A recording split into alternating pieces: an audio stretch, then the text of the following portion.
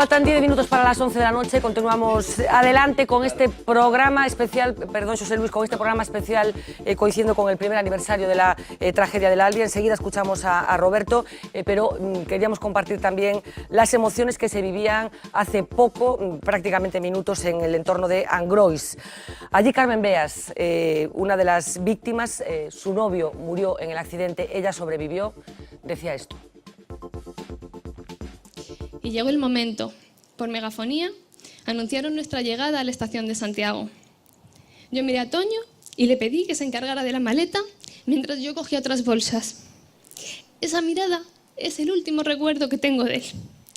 Después de 8 años sin separarnos, esa fue nuestra despedida.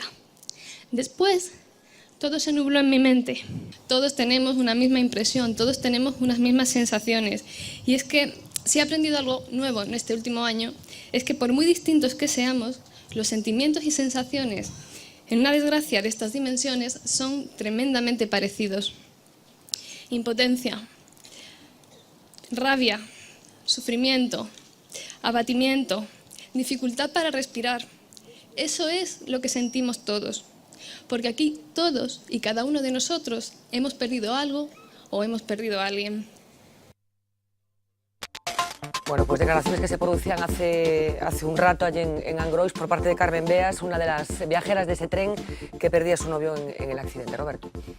Sí, bueno, como en el espacio de publicidad hemos seguido debatiendo sobre lo subjetivo y objetivo, déjeme decir a la Cámara, ¿no?, que sencillamente los que no hemos sufrido el accidente y los que no somos víctimas no sentimos lo que acaba de expresar que siente Carmen, ¿no? Y por tanto la posición desde la que hablamos es necesariamente distinta. No es ni mejor ni peor, sencillamente es distinto. Yo quería aclararlo. No, vamos a ver, en casi todas las intervenciones que se han recogido de los afectados, de las personas afectadas por el accidente, víctimas directas o víctimas indirectas del accidente, se habla de la verdad, ¿no? Y es verdad, es decir, yo entiendo perfectamente que esa es una preocupación esencial, la búsqueda de la verdad. No hay más que 2 verdades posibles, ¿no?, en este tipo de cosas. Hay una verdad política y una verdad judicial, no hay más verdades. La verdad política, por definición, no existe. O sea, la verdad política, no hay otra forma de fijarla en democracia que por el sistema de mayorías.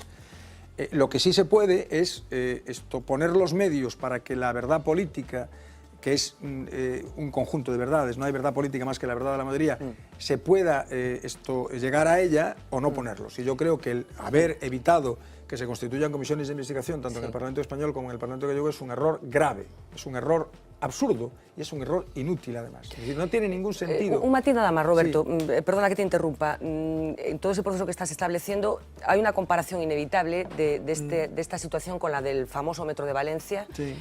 En la que tanto la justicia como la política había decidido pasar el cerrojo. Sí. No, es que tanto la justicia como la política. Claro. Fue una investigación periodística, un trabajo periodístico, el que, bueno, pues provocó que la indignación popular obligara a que se retomara el asunto. Quiero decir que a veces los caminos para conseguir la verdad, no transitan por las vías que aparentemente son convencionales. No, y yo creo que el conflicto que hay planteado tiene que ver con el hecho de que las víctimas están convencidas de que no se han adoptado las medidas necesarias ni para el esclarecimiento de la verdad política ni de la verdad, que es la otra verdad, que es la verdad judicial, ¿no? Entonces, en ese sentido, en el ámbito de la verdad política, que insisto, no es nunca más que la verdad de la mayoría, es decir, las comisiones de investigación acaban obteniendo sus conclusiones con arreglo al principio de la mayoría, no hay otra forma de hacerlo, por consenso o por mayoría.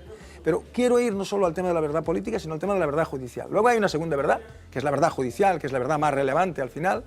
Y la verdad judicial es muy importante tener claro que depende de algo que es el principio de legalidad. Es decir, que es verdad, Carlos, puede ser que la ley esté mal hecha. Esto es una cosa que ocurre con frecuencia y haya que cambiar la ley. Pero a la persona hay que juzgarla con arreglo a la ley que hay. Eso es lo que exige el principio de legalidad penal, porque si no estamos en un terreno que es un terreno absolutamente atroz. Es decir, no se puede juzgar a nadie que no ha incumplido la ley, aunque la ley sea una ley injusta. Habrá que cambiar la ley y se podrá criticar políticamente al legislador.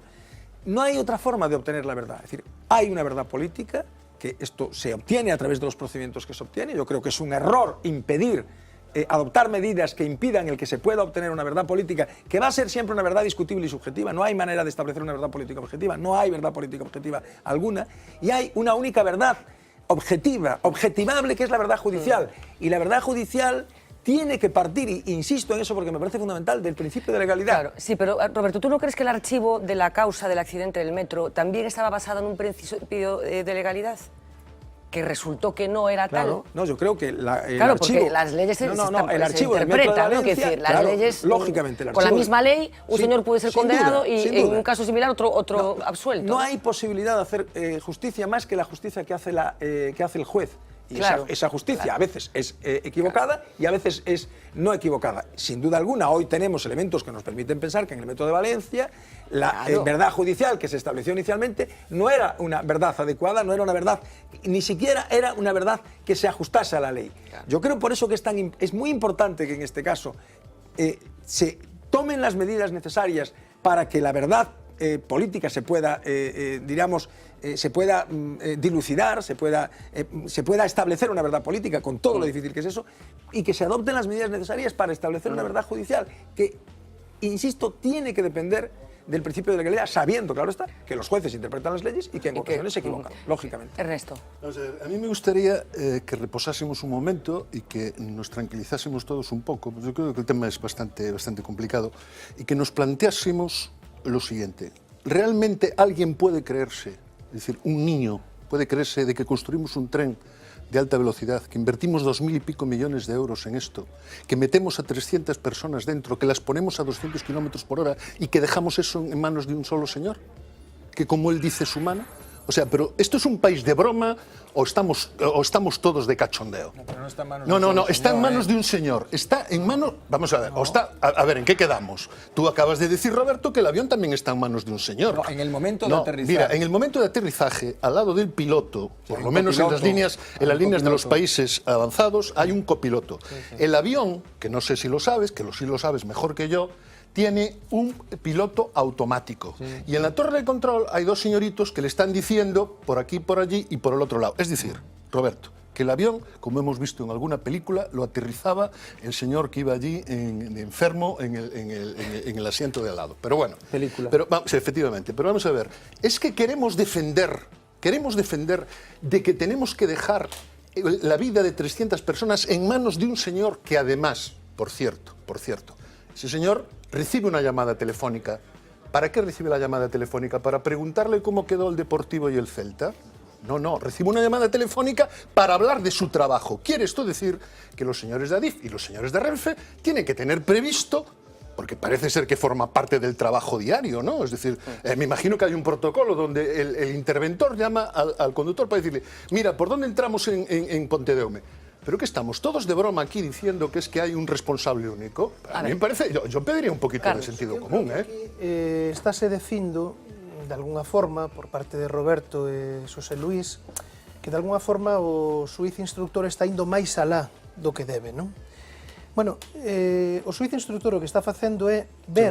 Según la audiencia, perdona Carlos, bueno, según sí. la audiencia, la Fiscalía. na Sí, primeira falamos... imputación de 30 personas Sí, foi máis alá do que debía porque consideraron que era inadecuada. Pero tamén segundo a audiencia, o primeiro auto do xuíz Castro imputaba indebidamente a filla non do anterior rei e parece que logo... Non mezclemos todo, se En mezclamos fin, todo, Carlos, é imposible debatir. Digo que o que diga a audiencia é o que di a audiencia, pero eu estou falando do último auto, que se está vendo?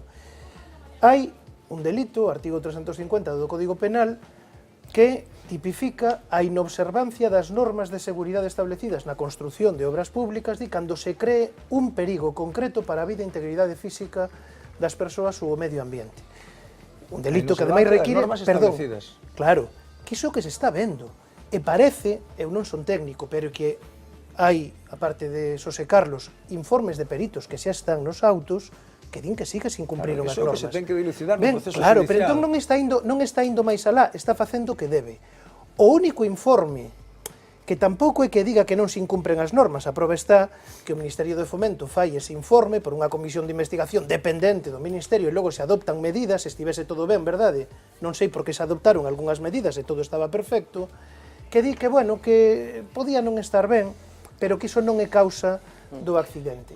A que me refiro? Refírome a que aquí PP e PSOE, que son os que controlan o Poder Judicial, que son antes un e agora outros que controlan a través do goberno o Ministerio Fiscal, son os que terán que dar contas dese esta instrucción judicial, como alguén decía, e que se pode prolongar durante 10 anos. Home, depende de se coopera ou non o goberno, depende de se coopera ou non o Ministerio Fiscal, depende se se sustitúe ou non o xuiz instructor, nalgúns casos a través do PAU, neste caso a través da Cenoura, non? É que tiña solicitado un traslado e agora... No, sí, claro, pero resulta que agora yo dan. Porque se foi. Ah, no, sí, claro, pero el tiña solicitado o traslado desde hai tempo e agora yo dan. Que curioso, verdade? Bueno, pero se pudo que quedar. Curioso. No, sí, claro, home, claro, pero por iso che digo que é o PAU e a Cenoura. É dicir, é o que están dicindo institucións internacionais, verdade, como... Isto é a teoría, Carlos. No, é a teoría, non, é o propio Consello de Europa, non, a ver, goberno, non é piove porco goberno. Carlos... Ti crees que os partidos políticos, PP, PSOE, que o goberno non interven no Poder Judicial, non interven na Xustiza? Vamos a hablar enseguida del poder, de como está haciendo la instrucción con detalle, Carlos. Ti crees que neste caso non está intervindo? Eu creo que neste caso o xuiz deixou a instrucción porque se cambiou de destino. Que casualidade que lle deran ese cambio neste momento. A ver, Carlos Padín, tengo manos levantadas, pero Carlos Padín y luego y Xosé Luis Barreiro tamén que vas a gastar el bolígrafo. Que máis quixera eu como liberal que poder creer no Estado de Dereito en España, pero non creo. Non creo que haxe un Estado de Dereito e teño argumentos creo que moi poderosos para dubidar de que haxe o Estado de Dereito, para empezar porque non hai unha independencia ni mínimamente efectiva entre o poder executivo, legislativo e judicial. Os partidos, neste caso os partidos que teñen máis votos, que son o PP e o PSOE, controlan o poder legislativo, o poder executivo e o poder judicial. Non vou ser eu que teña que explicar a un catedrático de Dereito Constitucional cual é o método de elección do Consello Xeral do Poder Judicial, que está escollido, que me corrixa o profesor Blanco se me equivoco, polo Parlamento Español, é dicir, polo PP... Bueno, aí non vas coller a Roberto porque non o vou coller. Non, digo que además que queda moita caña con respecto a eso. Deixame rematar. Entón, é dicir, a verdade judicial e a verdade política en España acaban sendo algo moi parecido, porque o poder político ten un enorme poder, unha enorme capacidade de manipular a verdade judicial. De feito, que extraño que en España o Estado nunca acabe sendo determinado responsable de ningunha gran catástrofe. Ou que alguén me lembre unha excepción. Que pasa? Segundo a legalidade española, o Estado... Non, tampouco. Non, Metro de Valencia, moitos máis casos, o Estado nunca resulta responsable. Terá algo que ver que o fiscal é un órgano xerárquico nomeado polo goberno e que recibe órdenes directas do fiscal xeral do Estado e que o señor Antonio Roma está actuando a ditado político? Terá algo que ver que os presidentes das audiencias provinciais estén nomeados polo Consello Xeral do Poder Judicial, que están nomeados polo PP e PSOE, que son os que queren ocultar a verdade do que aconteceu en Angrois? ¿Terá algo que ver? Tengo muchas manos levantadas, pero como estamos hablando del proceso judicial y a lo mejor algunos de ustedes, bueno, pues se han perdido en todo este proceso, vamos a ir al plato de informativos para que Paloma Ferro nos cuente exactamente qué es lo que ha pasado hasta ahora, algunas cosas llamativas, seguro. Adelante, Paloma. Muy buenas noches. El proceso judicial sigue en fase de instrucción y parece que aún se va a dilatar unos meses, y es que ha estado plagado de imputaciones y desimputaciones. Antes de comenzar el repaso cronológico, vemos cuáles son las posiciones de las partes implicadas en este caso, que nos harán comprender ese juego de tira y afloja. La Fiscalía, la Audiencia Provincial de A Coruña y Adif han defendido la teoría de la causa única del accidente, señalando a Francisco José Garzón, el maquinista a los mandos del Albia, como el único responsable. El juez Aláez, el instructor del caso hasta hace un mes, siempre ha defendido la teoría de la causa múltiple, al considerar también las deficiencias en la seguridad de la vía. Ha contado con el apoyo de las asociaciones de víctimas. El maquinista fue el primer imputado en la causa al día siguiente del accidente por 79 delitos de homicidio y varios de lesiones. En su declaración judicial reconoció que circulaba a más velocidad de la recomendada para ese tramo y alegó un despiste. Admitió además que poco antes de tomar la curva estuvo hablando por teléfono con el interventor del tren. ¿Es el teléfono antes de ver la señal o seguía manteniendo la conversación? Es que no le puedo decir una cosa por otra. No. Cuando empezó a frenar, ¿usted tenía todavía el teléfono activo? Cuando frené, no. ¿Ya lo había apagado? No, ya lo había apagado. Solamente me recuerdo ya cuando, Dios mío, la curva, que no la tomo. ¿Por qué no redujo? No, es que no le doy explicación, no lo encuentro yo, eso es que todavía ni lo comprendo ahora, que no, cómo no vi yo no sé, mentalmente, lo que sea.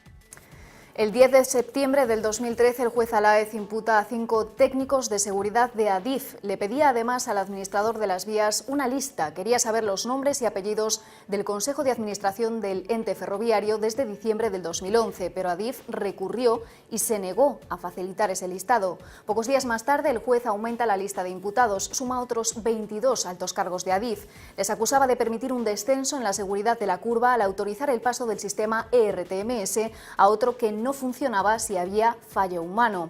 Pero Adif recurre esas imputaciones a la Audiencia Provincial de A Coruña, que acepta el recurso y tumba la decisión del juez. Lo hace por defectos de forma y por falta de pruebas. El proceso volvía a la casilla de salida. El maquinista de nuevo era el único imputado. Así fue durante 6 meses hasta que el juez Alaez insistió en señalar a Adif. Volvió a imputar a 12 excargos del ente ferroviario con responsabilidades cuando se abrió la línea Ourense-Santiago.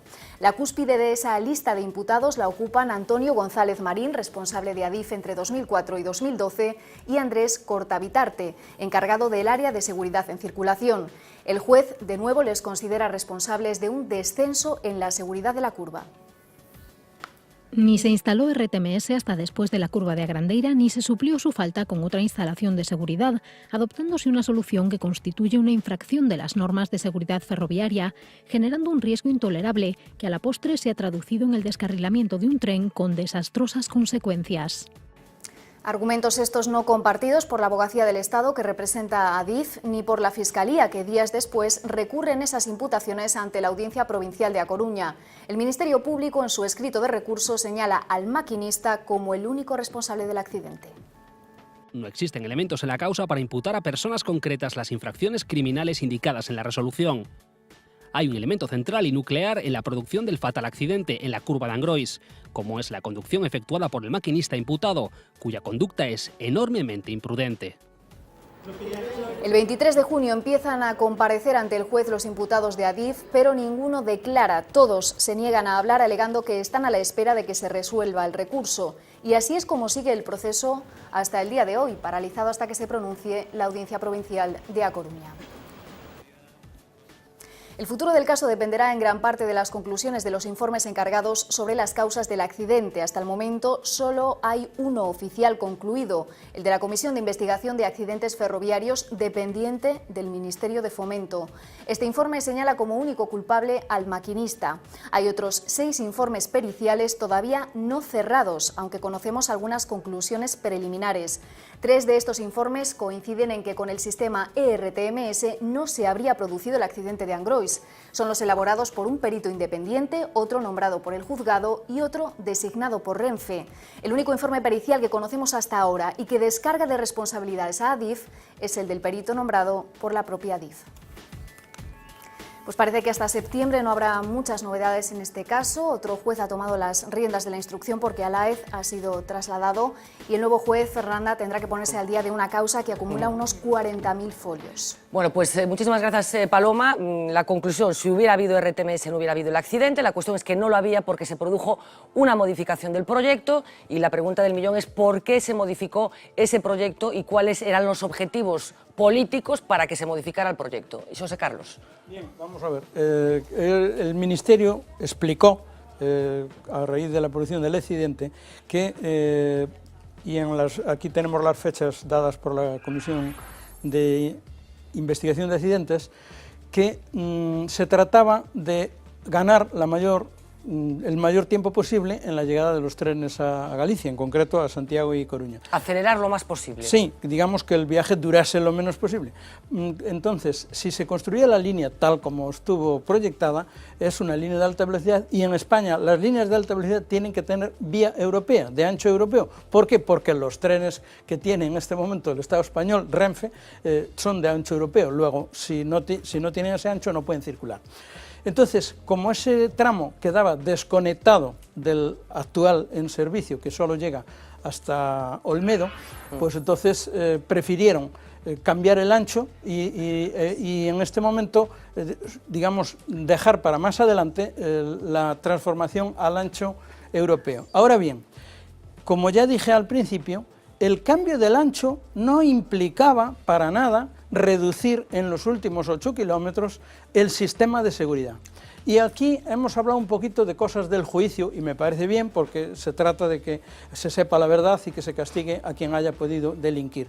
Yo lo que digo es, estamos en este momento, ha pasado un año, yo soy viajero frecuente porque tengo mi familia en Ourense, yo tengo casa en Coruña y en Madrid, y entonces uso esa línea con frecuencia. Ha pasado un año. El coste aproximadamente de los sistemas de seguridad, creo recordar que fueron 160 millones. Como lo que queda es un 10%, son 16 millones lo que tiene que invertir en este momento Fomento. Y yo la pregunta que hago es, si reconocen que no está el sistema definitivo, si se sabe que es imprescindible para que funcionen los trenes de alta velocidad, si hemos asistido al fallecimiento de 80 personas y 140 muertos, y a partir de abril el riesgo persona sube al doble. ¿Por qué? Pues porque en el mes de abril del año que viene se inaugura el tramo Santiago-Vigo, con lo cual los trenes que hoy en día, al llegar a Ourense, van por la ribera del Miño, vendrán juntos y antes de Santiago se separarán. Luego, el riesgo ya no será para 220 personas, sino para 440. Y hay otra pregunta, José Carlos, ¿cuál es el nivel de presión que está ejerciendo en estos momentos la Administración Autonómica para que esos 16 millones sean invertidos? Cero. Yo desconozco que haya una sola gestión por parte del presidente de la Xunta o por parte de la consellera en este momento de Fomento, de aquí de la COTOP, que no sabemos, nunca se ha oído pedir en ningún momento, oiga, pues ya que eso faltaba, póngalo y garanticemos a los viajeros el pleno de seguridad. O sea, ¿por qué no se está poniendo? Lógicamente, a los técnicos, y esto es una opinión, yo no estoy aquí dando un peritaje, los técnicos pensamos que es que si Fomento hace eso ahora, va a reconocer de alguna forma la carencia del sistema definitivo que tenía. Y no interesa en estos momentos en la instrucción. Te voy a escuchar enseguida, José Luis, pero tenemos una pieza en la que nos hacemos una serie de preguntas que tienen que ver muchas con lo que estamos hablando aquí, a ver si bueno, coincidimos con que esas cuestiones tienen que ser respondidas. ¿Quién dio la orden política de modificar el proyecto? ¿Por qué en las manifestaciones verbales de la inauguración de la línea y en las notas de prensa del Ministerio se notificó la inauguración de una línea de alta velocidad? Y pocas horas después del accidente, cargos de Fomento y de la DIF manifestaron que la línea no era de alta velocidad. ¿Por qué la curva de Agrandeira tenía una señalización insuficiente y deficiente basada en el sistema ASFA convencional y no en el avanzado que hubiese evitado el accidente? ¿Por qué Andrés Contavitarte, director de seguridad en la circulación desde que empezó a construirse la línea e imputado por el siniestro, se negó a declarar ante el juez Alaez, a pesar de que actuó como perito en el accidente del metro de Valencia, en donde admitió que una baliza de control de velocidad habría evitado el descarrilamiento, al igual que habría sucedido en Santiago? ¿Por qué se desactivó a petición de Renfe y con la autorización de la DIF el sistema ERTMS en el tramo Ourense-Santiago 8 kilómetros antes de la curva de Agrandeira, que de estar operativo hubiese evitado el accidente y que todavía hoy sigue sin ser instalado? ¿Por qué Renfe y Adif hicieron oídos sordos a la advertencia de un jefe de maquinistas que al poco de inaugurarse la línea advirtió sobre la peligrosidad y mala señalización de la curva de Agrandeira? ¿Por quién y cómo se fijó la fecha de inauguración para el 10 de diciembre del 2011, 3 meses antes de este día, si no se obtuvo la autorización para circular por la línea hasta el 9 de diciembre? ¿Por qué el tramo fue reseñalizado y dotado del sistema ASFA avanzado a las pocas horas de producirse el accidente? ¿Por qué los 12 altos cargos de Adif imputados se han negado a declarar ante el juez a pesar de las promesas del Ministerio de que se colaboraría con la justicia? ¿Por qué el PP y el PSOE se han negado a constituir una comisión de investigación en el Parlamento de Galicia? Bueno, pues algunas preguntas que yo creo que estaría muy bien responder, José Luis. No creo, bueno, te digo que las respondas tú ahora mismo, por favor. A ver, yo quiero recordar alguna cosa que me parece de interés. Yo escribí varias veces artículos recordando que las líneas que se estaban poniendo en funcionamiento en Galicia no eran de alta velocidad. Pero por lo menos en una vez pedí que para que no se siguiese informando, como se sigue informando sobre la línea del Atlántico, a la que se le sigue llamando línea de alta velocidad, que no es. Claro que todos sabemos que no es. Que no es. Bueno, pues que el Colegio de Ingenieros de Caminos aclarase en qué consiste una línea de alta velocidad. Pero perdona que te interrumpa, a ti que te gusta tanto esto de las palabras, ¿ya no te parece ya una coña marinera la diferencia entre que nos cuelen lo de la diferencia entre alta velocidad y velocidad alta? Pero yo sé perfectamente Hombre, cuál es. pero me parece una coña. coña. Yo ya recuerdo toda la... Que es jugar a la confusión. Yo ya recuerdo toda la trayectoria de discusiones que tuve por el periódico con el señor Fraga, con el tren bala, la alta velocidad, la velocidad alta y la doble vía si fuese necesaria, ¿verdad? De todo eso ya he oído hablar, y el que no ha oído hablar es porque no ha querido. Y por tanto, yo pedí eso y me hubiese gustado que en algún día... A ver, la línea que más afectada está es la línea que viene de Santiago a Coruña, que aunque es de reciente construcción, no es de alta velocidad. Bueno, pues eso... yo lo sé, no me hace falta ser ingeniero para eso, lo sé porque he leído las características que tiene y he visto las cosas que se dicen cuando se especifican las cuestiones técnicas. La segunda cuestión es que si yo lo sé, digo que los maquinistas de Renfe también lo sabrán. Los maquinistas de Renfe deben de saber que la línea de Santiago a tal no es de alta velocidad. Tercero, cuando yo he dicho antes, que ya casi oí rebufos, de que es una línea en construcción, sé perfectamente lo que quiero decir. Es una línea que, si se espera que sea de alta velocidad, tendría que estar parada durante varios años sin que circulasen los trenes por ellas. Claro, salvo que se haga una solución intermedia con trenes que son distintos de alta velocidad, haya que poner y que en esa circunstancia sistemas de seguridad que no dan problemas en las líneas de alta velocidad con ancho europeo y máquinas de distinto nivel, los dan con las máquinas que tienen que funcionar por esta línea. Y por tanto, la decisión política, que no es ninguna barrabasada, es decir, vamos a introducir una estructura mixta de líneas que evite primero los intercambiadores, segundo que permita que circulen los trenes, tercero que nos permita ir ganando una hora o una hora y media de viaje, y para eso se hace una línea intermedia que funciona con trenes que no son de alta velocidad y que se pauta la línea de una manera absolutamente distinta de cómo se pauta una línea de alta velocidad. Eso es lo que se ha hecho. Sí. Y si finalmente el tren circula como un tren de alta velocidad por esa línea, y si finalmente, después de haber advertido varias veces que el sistema RTMS no funciona y se bloquea con estas máquinas, no se puede circular, pues habría que haber cerrado la vía o habría que haberle dicho al maquinista que venga a 80 kilómetros por hora. De eso es de lo que estamos hablando. Porque claro, si nos ponemos divinos y decimos es que tiene que haber una línea de alta velocidad, claro que la tiene que haber, ya la habrá. Que no, lo que estamos diciendo es por qué no se instaló en los últimos 8 kilómetros el mismo sistema que en los 80 primeros, si la línea toda ella... De eso hay una respuesta que sí que no puedo decir si es verdadera o falsa, porque yo no soy técnico, pero sí oí la respuesta. A ver. La respuesta que oí es que este modelo de máquina con este ancho de vía no hacía funcionar el sistema RTS y lo bloqueaba constantemente. No, nada. Error. Yo oí eso. Error. Aquí puedo permitirme... Claro, pero es que funcionaba hasta en el tramo anterior. Si el tren... Escucha, estamos hablando de un ancho de vía. Lo único que cambiaron fue el ancho de vía, porque en el futuro toda la vía, desde Madrid hasta la propia Coruña, va a ser ancho europeo.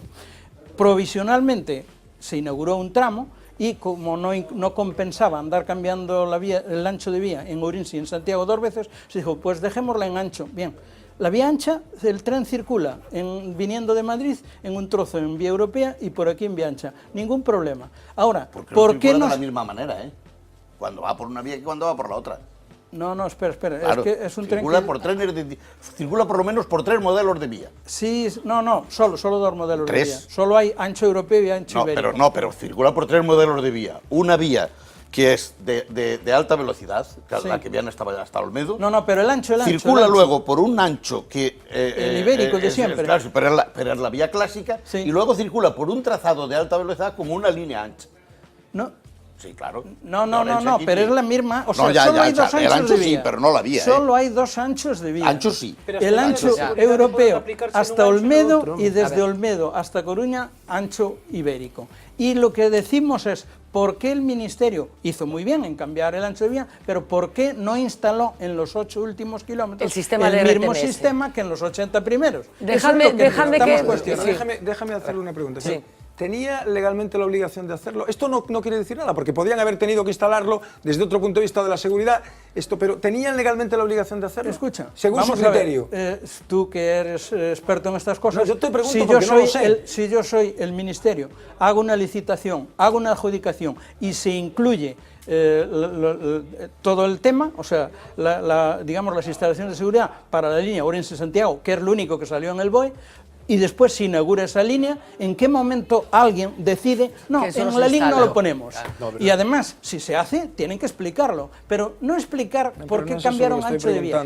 El ancho de vía, sí, el ancho de vía lo explicaron, pero no han explicado por qué no instalaron los 8 últimos kilómetros el sistema Déjame, te de escucho seguridad. enseguida, Ernesto, pero una de las exclusivas de esta casa que adelantábamos ayer tiene que ver con una carta que seguro que hoy han escuchado en otros medios de comunicación, una carta remitida a las víctimas por el maquinista, carta que forma parte de ese libro que hoy ha llegado a los kioscos con La Voz de Galicia, que como decíamos en exclusiva se publicaba en ese trabajo firmado por los compañeros de esta casa, carta en la que el maquinista Garzón dice esto. Cuánta pena y dolor siento. Me angustia pensar qué palabras puedo decirles, si serán o no las adecuadas, si finalmente podría llegar a molestarles lo que digo. Solo me sale pedir perdón. En realidad no sé si a algunos de ustedes lo que yo pueda decir o sentir les causa algún alivio en su inmenso dolor. No saben cuánto daría por ello. Es tan grande el daño que han sufrido. Un año después, siento la necesidad de decirles públicamente lo que cada día, desde aquel 24 de julio, les digo en soledad, destrozado por las consecuencias del accidente. Yo era el maquinista del Albia ese día, y ante ustedes nada quiero ni pretendo justificar. Ustedes son las víctimas, los que con plena confianza se montaron en un tren que debía llevarles sanos y salvos al lugar previsto. Sin embargo, muchas vidas, muchos sueños y esperanzas se quedaron en las vías. Permítanme abrirles mi corazón. Si algo puedo hacer, si puedo llevarles algún consuelo de alguna forma, me ayudaría tanto hacerlo, aunque ahora solo creo que debo transmitirles una palabra. Perdón. Bueno, las palabras de Francisco José Garzón, el maquinista del Albia, que por cierto ha recibido muchas comunicaciones de apoyo por parte de los viajeros que se han subido a ese tren, a trenes parecidos en los últimos meses, comunicaciones que han sido trasladadas al maquinista por parte de sus compañeros. Estamos escuchando el cierre de La Voz de Galicia, que vemos que está siendo intenso. Ernesto Sánchez Pombo. No, yo quería, decía José Carlos, decía, es que si cambian los sistemas van a reconocer que efectivamente no hicieron bien las cosas. Es que no las hicieron bien y ya lo reconocieron. Es que estamos discutiendo algo que ellos mismos han reconocido. Vamos a ver, solo 5 días después del accidente, Adif toma una serie de medidas para evitar que se vuelvan a ocurrir estas cosas. Es decir, lo cual quiere decir que 5 días antes no se habían tomado todas las medidas y, entre otras cosas, pone varias balizas provisionales, entre otras cosas, pone en marcha el sistema ASFA y pone los cartelitos esos de 180, de 160, 80 y 30. Si 5 días después del accidente Adif toma una serie de medidas porque hay 80 muertos, quiere decir que había dejado el trabajo a medias. Claro, y entonces a mí, le decía Carlos antes, es que esto es una chapuza, es que lo que es una chapuza, con todos los respetos para los que están al frente de las obras, son las obras. No se puede inaugurar un tramo y el día 5 días después de que haya un accidente, volver allí con la paleta a poner los sistemas que no se pusieron. Porque si se hubieran puesto 10 días antes o se hubiera arreglado todo, pues no estábamos en este debate. Roberto. No, iba a decir, vamos a ver, yo no sé si soy capaz de explicar la posición, porque comprendo que no es fácil de explicar, ¿no? Vamos, compruebo, constato que no es fácil de explicar, y no sé si con un ejemplo. Vamos a ver, ¿recordáis que hace como 3 años aproximadamente, yo creo, o quizá más, porque seguro que es el doble, ¿no? Porque esto, cuando uno recuerda alguna cosa pasó hace 3 años, ya a mi edad es que pasaron 6, ¿no? Hubo un accidente de avión de Spanair como consecuencia en el aeropuerto de Madrid. 4 años. 4 años. 5 hizo. 4 o 5, sí. Se cumple mecánicamente. Yo creo que son 3 o 6, no hay duda alguna. Esto no falla, es como la ley de la gravedad, no falla nunca. Hay un accidente de Spanair. Yo recuerdo que estaba en Londres con mi familia y vimos las imágenes y entonces, el accidente, si no recuerdo mal, me corregiréis, tiene que ver con un sistema de fallo de los alerones del avión, que en el momento en el que el avión despega, los alerones cambian de posición, y si no cambian de posición, el avión, en vez de despegar, se mete para abajo. Se mete para abajo. Obviamente, automáticamente, la compañía fabricadora del avión procedió a corregir el defecto del avión. ¿Qué quiero decir? una hipótesis que convierte a la compañía en culpable es que la compañía, sabiendo que esto era un problema, por ahorrarse dinero, esto no cambia el sistema de alerones del avión. Entonces es perfectamente obvio que en ese supuesto estamos en un supuesto de responsabilidad criminal, de esto, etcétera, etcétera. Un supuesto radicalmente, no sé cuál es, o sea, estoy ejemplificando, un supuesto radicalmente distinto es el de que de pronto esto, de una manera que era imposible de haberlo controlado antes, se descubre que hay un fallo en la fabricación del avión y se procede a corregir el fallo en la fabricación del avión. ¿Por qué razón? Porque es que hay muchas cosas que no podemos controlar. Yo ponía al principio, cuando empezamos con este debate, un ejemplo. Yo estoy convencido de que si en todas las playas de Galicia hubiera estos socorristas, habría muchas menos personas que mueren ahogadas en las playas de Galicia. Pero si se demuestra que el cambio en el proyecto se hizo por razones electorales, por ejemplo, para que la inauguración se produjera en una fecha determinada o para ahorrar dinero... Vamos a ver, si se demuestra que los cambios que se hayan hecho por la razón que haya sido, por razones electorales o por la razón que fueran, son cambios que violan la legalidad vigente, hay responsabilidad penal. Si no, es igual por lo que se hayan hecho los cambios. Si no violan la legalidad vigente, no hay responsabilidad penal. Roberto... Insisto, si a ver si soy capaz de explicarlo. Si un ayuntamiento tiene la obligación de tener un socorrista y no lo tiene, incumple la ley, incurre en responsabilidad penal. Si un ayuntamiento no tiene obligación de tener socorristas y un niño se ahoga, es absolutamente obvio que esto no hay responsabilidad penal, a pesar de que es evidente que si hubiera socorristas en todas las playas de Galicia, se ahorraría mucha menos gente. No sé si soy capaz de explicarlo. Es que sacaste un ejemplo. A mí me importa no lo diré. Iba a decir un carajo, pero como no se puede decir, no lo diré. A mí me importa un carajo defender al ministerio. No me preocupa nada, ni este ni al anterior. Me da igual. Roberto, has sacado un ejemplo que viene muy al hilo. Es decir, tú sacas el accidente de Spanair, ¿no? Donde los flags, se llamaban, o los flags, no sé qué, y tal, ¿cuánta gente oíste decir que los responsables del accidente de Spanair era el piloto? ¿A nadie? Claro, porque es que el piloto estaba pilotando. Claro, es decir, porque el piloto estaba pilotando. Claro, el piloto, y el conductor estaba conduciendo. No, el conductor no estaba conduciendo. No estaba conduciendo, justamente porque no estaba conduciendo, solo que el tren se sale de la vía. El conductor estaba hablando por teléfono. Claro, para una llamada de su trabajo. Es igual, no estaba conduciendo. Si estuviese conduciendo, el tren no se hubiera salido del tren. El fallo, Roberto... Si el conductor estuviera conduciendo. Pregunto, ¿sí o no? Si hubiera salido el tren, si el conductor estuviera conduciendo. Eso forma parte de su trabajo. José Carlos, dime si hubiera salido el tren. Vamos a decir que no. Pero no es suficiente. A veces un argumento es bastante, pero no suficiente. Verás, si no digo que no. El sistema ferroviario actual, no el que nos habló hace un momentito José Luis, de que si se paraba el tren porque veía unos fulanos colgando del cable. No, el sistema ferroviario actual, hace un momentito, en la primera parte, hablaste de algo que le pasaba a los trenes, que paraban porque no sé qué. Pusiste un ejemplo. Sí, después se podría recordar. Es que no conviene decir... No conviene atribuirle a otro tonterías. Lo voy a borrar. Estamos hablando de una cosa muy seria. Muy seria. No se nos deja terminar. Y luego se nos pone palabras... Y luego se nos pone palabras encima de la mesa. Perdón, retiro de momento lo dicho. No, retíralo. Bueno, lo retiro absolutamente hasta que hable contigo. Roberto, te quería yo decir, el sistema ferroviario actual de alta velocidad es complejo. Y cuando se dice que complejo, es que no es tan sencillo como que yo me pongo en un coche al volante y si veo un semáforo paro, si veo una señal tal. Los trenes, en la mayor parte de su recorrido, van solos. Primero, los trenes sabéis que ni tienen volante, o sea que los... Bien, pero a la velocidad de 250 km por hora, que es donde está el límite de la alta velocidad, según la, digamos, concepción universal, pues resulta que recorren 70 metros en un segundo. 70 metros en un segundo. Y 1 kilómetro se recorre en 14 segundos.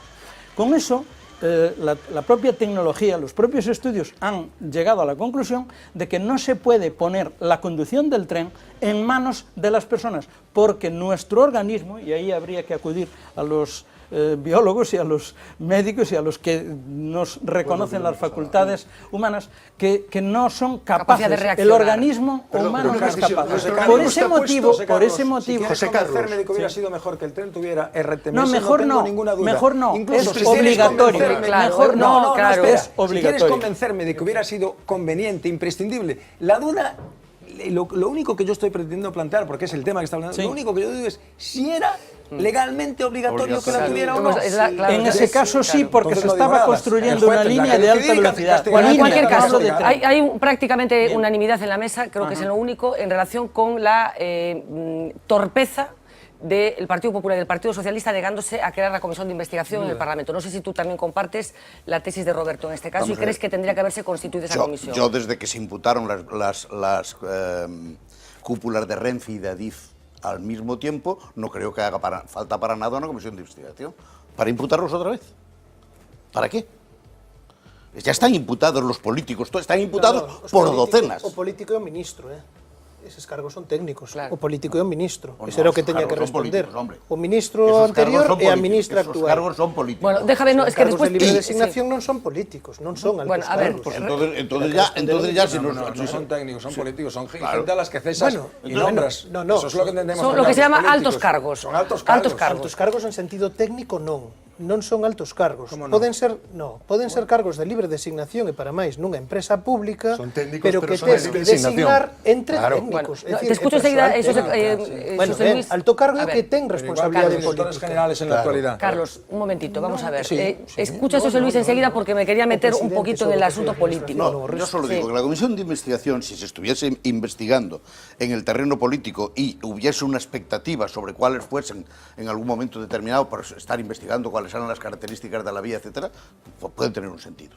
Lo que no tiene sentido es cuando ya los altos cargos de dos instituciones están imputados, no tiene sentido ninguno Bueno, pues dejadme que nos metamos un poquito en este asunto, que también ha sido objeto de mucha discusión, porque saben que en Galicia, insisto, se ha producido una coincidencia, no sucede en casi ningún asunto, entre el Partido Popular y el Partido Socialista con respecto a la conveniencia o no de esta comisión de investigación. Hoy el presidente de la Xunta de Galicia, después del Consello, trataba de explicar la justificación de la entrega de esa medalla, a pesar de que ha sido rechazada por los vecinos de Angrois y por una parte de las víctimas. Escuchamos primero al presidente de la Xunta y después la discusión que ha habido en sede parlamentaria en relación con este asunto de la comisión de investigación.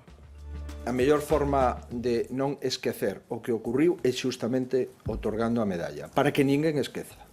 E digo ninguén, de todos os que teñen que concretar e respostar, que ninguén esqueza porque Galicia non esquece. E Galicia quere memoria e xustiza. E reiterar tamén, podemos comprobar, que hai unha serie de medidas, hasta 22 postas, para mellorar a seguridade dos trens de alta velocidade en España e que hai unha serie de comisións que se formaron no Congreso dos Deputados para valorar a seguridade das vías na comunidade autónoma. Comisión de Seguridad sobre el accidente de Angrois en la Cámara Gallega. Se debatía el operativo de las horas posteriores al accidente, pero la comisión de investigación parlamentaria que reclamaban parte de las víctimas nunca llegó. Crear una comisión de investigación en el Parlamento y en la Xunta de Galicia para poder conocer la verdad y depurar todas las responsabilidades políticas. El 10 de septiembre la Cámara Gallega rechaza por primera vez la comisión. Afirmativos 16, votos en contra 40, queda rexeitada a solicitude da creación de investigación. PP e PSOE se unen. Debe ser investigado na comisión creada nas Cortes. Nesta Cámara pouco se pode aportar a esa investigación. El 29 de octubre se repite la misma escena. El PP vota en contra y el PSOE se abstiene. El 25 de febrero el intento vuelve a fracasar. Os mortos son deles. Son mortos debidos a unha serie de fallos, de carencias, de non dotación de mecanismos de seguridade, incluso previstos nos proxectos ou non realizados, etcétera, etcétera, e de mentiras. La comisión se denegaría una tercera vez y la petición de una cuarta por parte del BNG no llegó ni a tramitarse. Despois de que se negaran vostedes a que este Parlamento investigase o accidente de Angrois... 2 días después de ese 25 de febrero, el Congreso también rechaza la petición de los nacionalistas. Lo que dice el juez instructor del caso, que en su auto llega a acusar a la DIF de arriesgar vidas en Angrois por un fin lucrativo. El PP la votó en contra y el PSOE se abstuvo. Por el Congreso pasan los altos cargos de Renfe y de la DIF. El presidente de este último reconoce que el proyecto inicial de seguridad del tramo se modificó en 2010. En junio de 2010, la decisión de ejecutar el tramo Ourense-Santiago en ancho de vía convencional hizo necesario redactar una modificación del proyecto. Y el puntero señala al entonces ministro socialista José Blanco, al que las víctimas persiguen durante su campaña a las europeas. No ha llevado a alta velocidad, la ha llevado en las peores condiciones posibles y eso él debería haberlo sabido y por lo tanto no me parece justo que represente a nadie en ningún parlamento. El más interesado en que se conozca la verdad de lo que ha ocurrido soy yo. Sin comisión parlamentaria, Fomento abre una comisión de investigación técnica sobre accidentes ferroviarios, que termina el pasado mes de junio con un informe de 266 páginas. Las conclusiones: exceso de velocidad y fallo humano del maquinista. Las víctimas criticaron que tras la investigación estuvieran los mismos a los que se investigaba. Por resumir, comisión sí ou non? A ver, eu sigo dicindo de antes, estamos, cando se fai o debate, xa estaban imputados 2 dúcias de políticos. Non sei que para que se quere unha comisión de investigación, si o último tramo, o tramo general de investigación que non fai a justicia Pero todas as comisións de investigación que están judicializadas, digamos, non teñen sentido. En principio non, e además suele ser un argumento a través do cual se rechaza, non ten sentido ningún as investigacións paralelas, salvo que estén investigando cousas totalmente distintas. E, por tanto, claro, hai unha cuestión que se acaba de decir aí, eu non a conozo, non teño, pero ti, ao mellor, José Carlos, conócela. Creo que era o representante de Adif, refírese a que as modificacións se introducen mediante unha modificación de proxecto, é dicir, con un proxecto. O sabrán eles, pero eso non está cara a vista da xente. Pero non é cuestión menor. Non está nada, coño. Non é, claro. Si se inaugura... Si é unha modificación de proxecto, debe estar publicado. Si se inaugura... Debe estar publicado, que non? Que si se inaugura unha línea o 10 de diciembre, o deben de decir, mirade que non estamos inaugurando a línea que se adxudicou, se proxectou, estamos inaugurando outra cousa. Non falaron nada disso. Vamos a ver, José Carlos, eu non poño en dúbida absolutamente en ningún caso eso. Eu non poño en dúbida, porque isto, en fin, xa un sabe de que vai isto, eu non poño en dúbida que haxa manipulación política, eu non poño en dúbida que se poidan inaugurar a obra antes con fines, todo isto xa sabemos que se fai. O único que estou dicindo é que hai que ser cuidadoso a hora de determinar a relación de causalidade que hai entre eso e a produción do accidente. Eso tenno que determinar un xuiz. E eu creo que é unha torpeza política impedir que se constitúa unha comisión de investigación, aínda que só seña porque está pedida polas víctimas.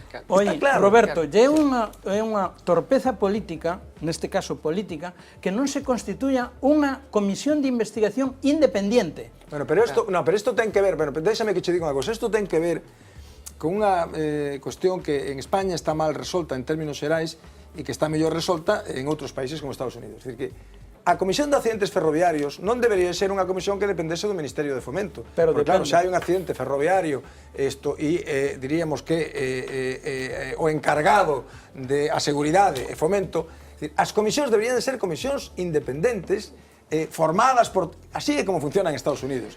A comisión que se constitúe en Estados Unidos despois do accidente do atentado do 11S, que é unha comisión na que hai tamén políticos, é unha comisión que ten un carácter independente hasta o punto de que as conclusións se chegan a publicar en forma de libro que está, vamos, que se pode comprar nas librerías. A ver, por que si a comisión... Enseguida te escucho, pero por que si la comisión de investigación, Carlos? Eu creo que só habería un argumento para decir non a comisión de investigación. Se por parte do goberno, dicir, por parte do executivo houvese transparencia.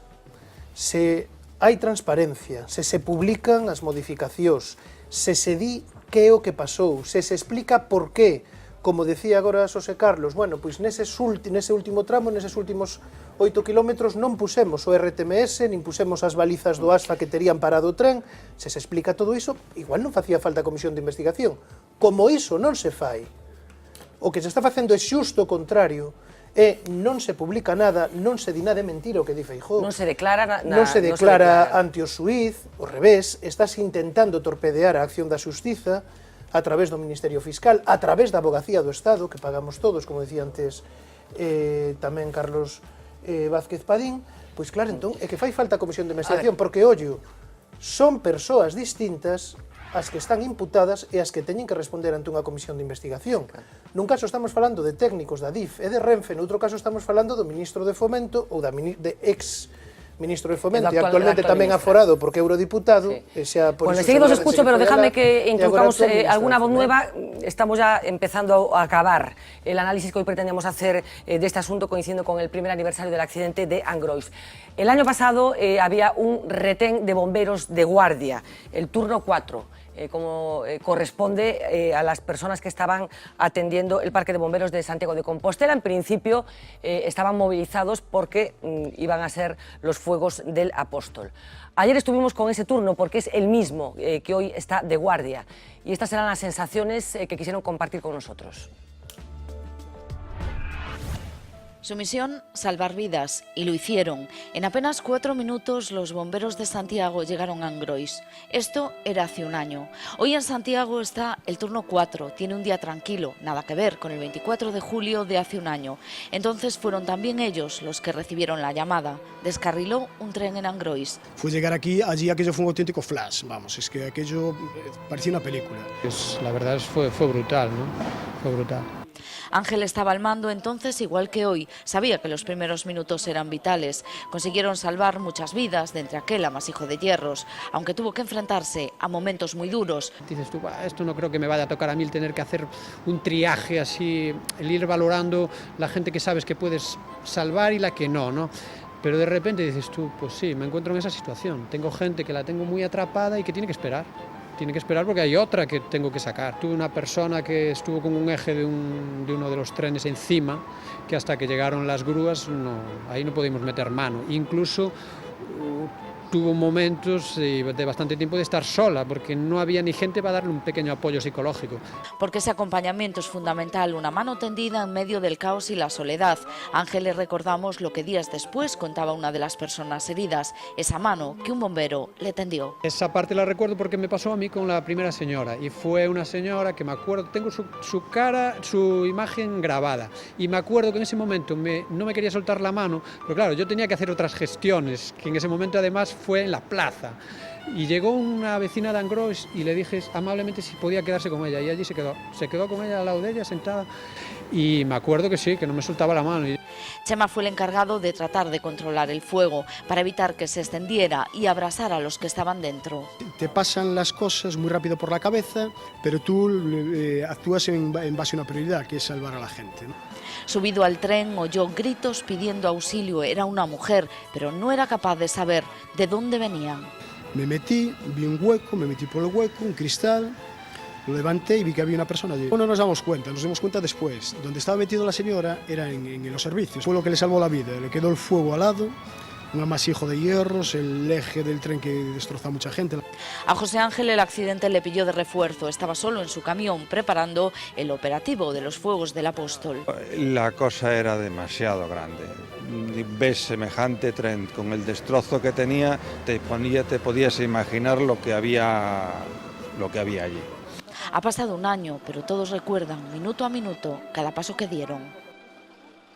¿Cómo lo recuerdo aquello? La verdad es curioso, me da la impresión de que me pasó hace muchísimo tiempo. Yo digo que lo superé gracias a una persona que participe en su rescate, ¿no? Ella me llamó cuando ya había salido del hospital. El caso es que yo pedí su teléfono y me gustaría volver a hablar con ella. Lo más importante, nosotros nos acordamos mucho de las víctimas, sabemos lo mal que lo están pasando, y que también que sepan que nosotros cuando estuvimos allí intentamos hacer las cosas lo mejor que pudimos.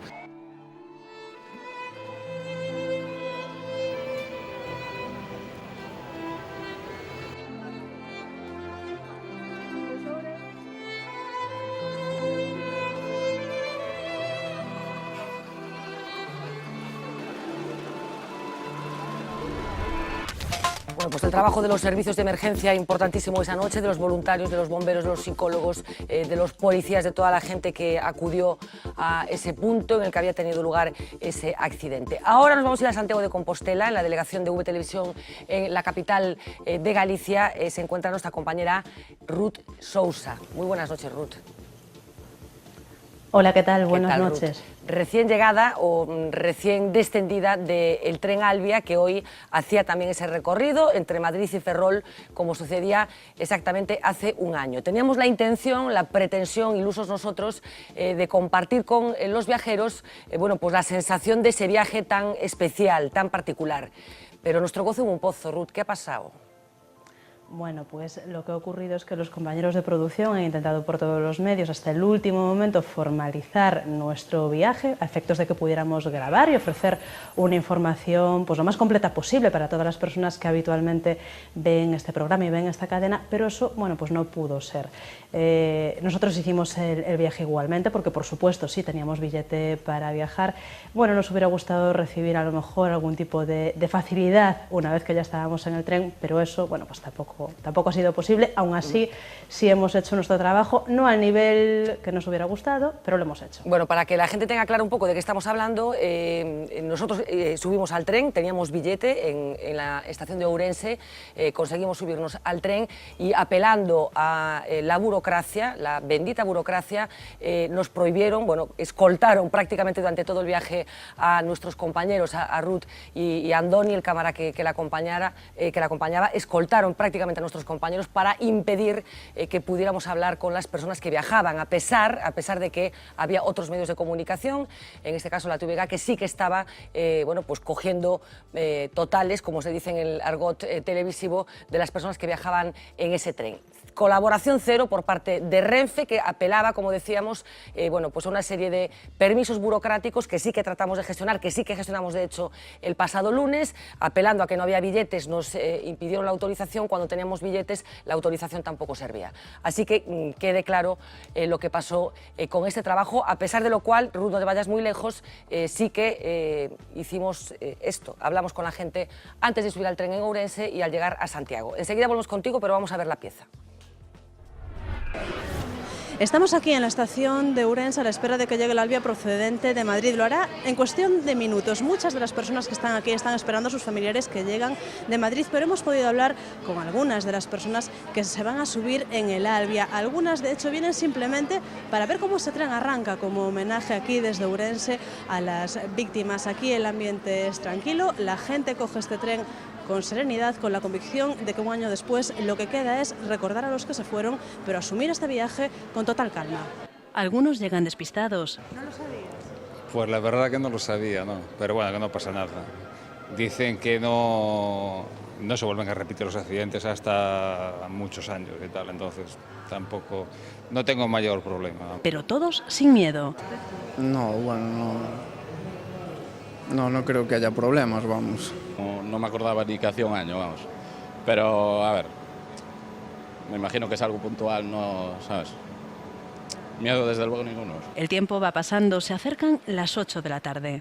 Y en este momento, exactamente igual que hace un año, el tren Alvia hace su entrada en la estación de Ourense. La gente se prepara para subir a un viaje como tantos, pero con algo distinto, porque hoy la curva de Angrois está más presente que cualquiera de estos últimos 365 días.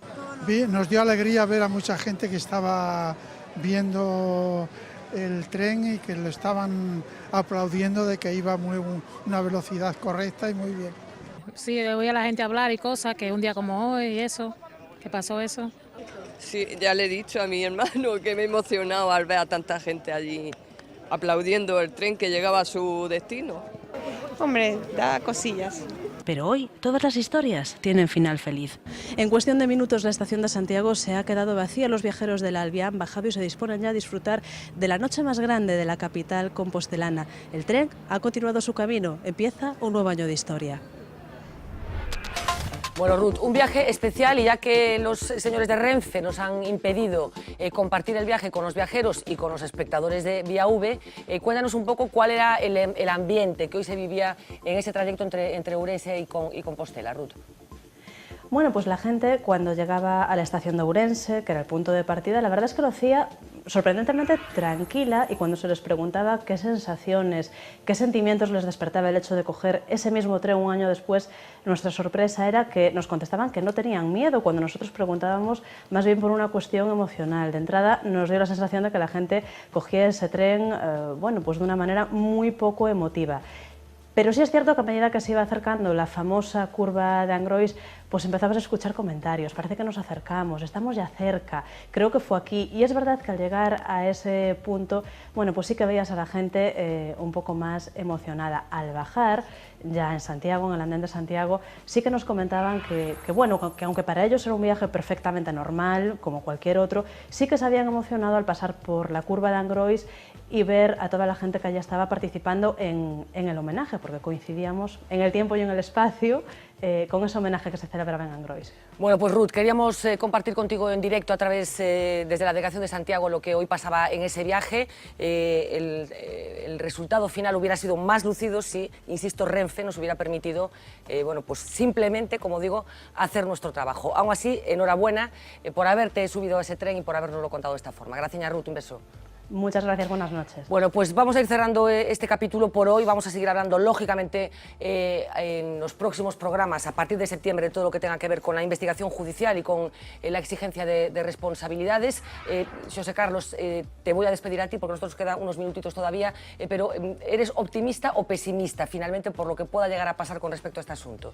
Bueno, son varios temas los que hemos tocado. Primero, de momento soy pesimista respecto de que el Ministerio de Fomento no ha puesto encima de la mesa, ni en sus 22 medidas correctoras de los fallos del sistema ferroviario español, no ha puesto instalar los 8 kilómetros de RTMS que faltan. Eso es para mí el fallo más garrafal y donde creemos, otros técnicos y yo, que está equivocándose totalmente. Después, quiero ser optimista respecto de la continuidad del proceso judicial.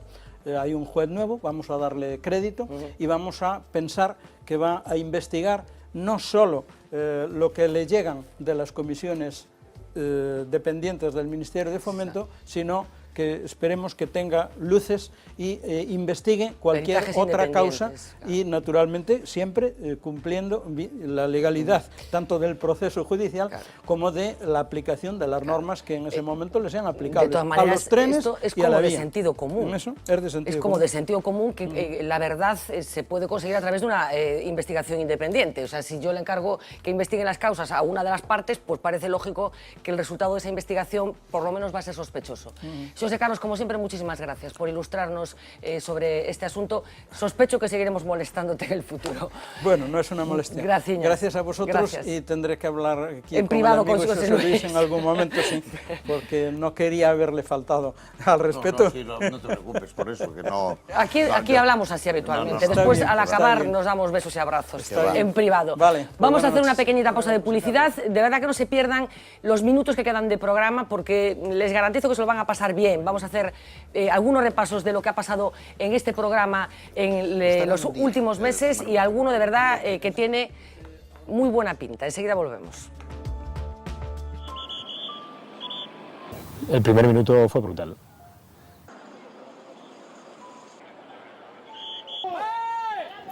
Son varios momentos, ¿no? Uno, el momento en el que el tren impacta. No crees que vayas a salir de allí vivo. Y ves el panorama ante tus ojos, indescriptible. Se cumple un año y las víctimas que lograron salir con vida del Albia recuerdan a la perfección cada instante. Entonces deseaban que aquello no fuera cierto. Hoy lo que no quieren es compadecerse. Alguien tiene que dimitir. Hay gente que tiene que dimitir, porque no se puede presidir una empresa como Adif y una empresa como Renfe, que ocurra una catástrofe de esta naturaleza con 80 fallecidos y 148 heridos y que todavía nadie ni haya pedido perdón ni haya dimitido. Las cosas que haya que afrontarlas y, bueno, de hecho ya he montado en el tren, en el mismo tren, y he comprobado que no ha cambiado nada, está todo exactamente igual. O sea, ese accidente que ocurrió podría volver a ocurrir mañana. Aquel tren se llevó por delante muchas ilusiones, pero también descubrió la mejor cara de unos vecinos a los que el accidente golpeó en sus casas. La breve distancia que separa sus casas de las vías marcó para siempre el destino de los vecinos de Angrois, que dicen que no necesitan ni medallas ni aniversario para tener muy presentes aquellos momentos. Al principio un poco de caos.